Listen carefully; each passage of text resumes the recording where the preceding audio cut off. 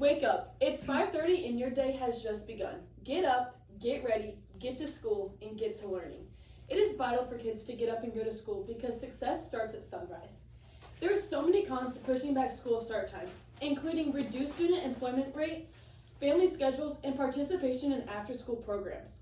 Today, I will be informing you on how much of an impact that school start times have on students, families, and sports. Let's start off with student employment. If your school starts at 9 a.m. every day, then you will be getting out of school around 4 p.m. That means that there is less time to work at night, and the amount on that paycheck that kids depend on starts to decrease, and kids that have jobs might not even be able to go to work. Kids like me have to pay for gas, which costs a broke high school teenager a lot of freaking money. So then kids are going into debt or relying on their parents to help pay for essential needs like gas, food, clothing, and personal needs. On average, it costs about $150 to $200 a month for gas, and that adds up to $1,800 or $2,400 a year. I don't know about you, but I cannot afford that. And this tends to cause financial crisis on the kid. This can also cause stress. Then that becomes an issue, and that could potentially lead in a decline in the educational process. Owens, in his 2014 PubMed Central article titled Changing School Start Times, Impact on Extracurricular Activities and Employment, states, however, systemic barriers remain that prevent school districts in the United States from changing school start times, including concerns about extracurricular activity participation in adolescent employment.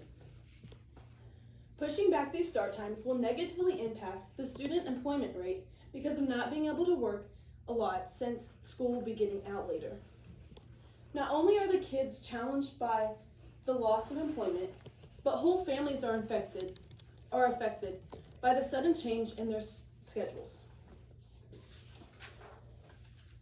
Pushing back the start times of school will interfere with family schedules because parents can't just change their work schedule or arrange a babysitter before and after school, since they're very hard to find.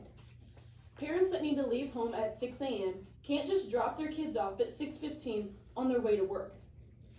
So that results in finding a babysitter. In his 2026 Cal Matters article titled Later School Start Times is No Solution for Teenagers, Almarias claims, while it may be easy enough for some families with flexible schedules to adjust in some communities, parents who are working just to make ends meet do not have the luxury of delaying the start times of their workday. Families that can't change their schedules to take their children to school and pick them up will have a hard time finding a babysitter. There has been a daycare that has recently opened in Centralia called Miss Mary Kate's Childcare. Mary Kate's hours are from 6 a.m. to 9 p.m. To me, these hours are outrageous. And if we push back start times, then Mary Kate might not even have enough slots for kids before school. That will then put more stress on the parents to find a place to take their kids before school. There are also conflicts with other school activities, including after-school and extracurricular practices. Starting later means starting school activities later as well. Right now, practices start at 3:30 and you get out at 5:30. If school gets out at 4, then you start practice at 4:30 and you get out at 6:30, which is a whole other hour later into the night. After practice, you go home, eat, hopefully take a shower, get ready for school the next day, then it's time to start homework. You have 2 pages of algebra homework to finish, study for your chemistry test, finish and practice your speech for speech class. Don't forget about the 3 missing assignments from last week, and your mom just asked you to do the dishes. Getting out of practice later, staying up later to do homework, then doing household chores means that you are not getting as much sleep anyways. Amy Plogg says in her November 2nd, 2022 Frontiers article, she says, however, participation in athletics, extracurricular activities, and employment may negatively impact adolescent sleep duration, delaying bedtimes or requiring earlier wake-up times. This means that moving back start times won't even be beneficial because kids that are involved in extracurricular activities and jobs will be getting the same amount of sleep because those kids will not be getting to bed anytime sooner.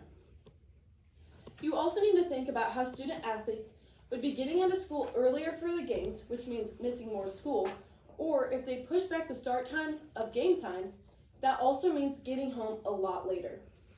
Also, not to mention that the bus routes will need to be pushed back too. So it might be harder to find bus drivers that are willing to stay out that late and get athletes home safely. Therefore, there is no reason to push back school start times because students will be getting home and going to bed later. Now, there is some logistical evidence that states that teenagers need more sleep at night. Some may argue that teenagers need more hours of sleep because they are still developing. Canadian Pediatric Society says in their Oxford University Press article titled Teens and Sleep, Why You Need It and How to Get Enough, that although there are some medical causes of sleepiness, most sleepy teens simply do not get enough sleep. Scientific research shows that to function at your best, you need between 9 hours and 10 hours of sleep every day. After school programs get out later, then add homework on top of that, household chores, and they're already getting to bed late and getting the same amount of sleep as they would if they just woke up early and went to school.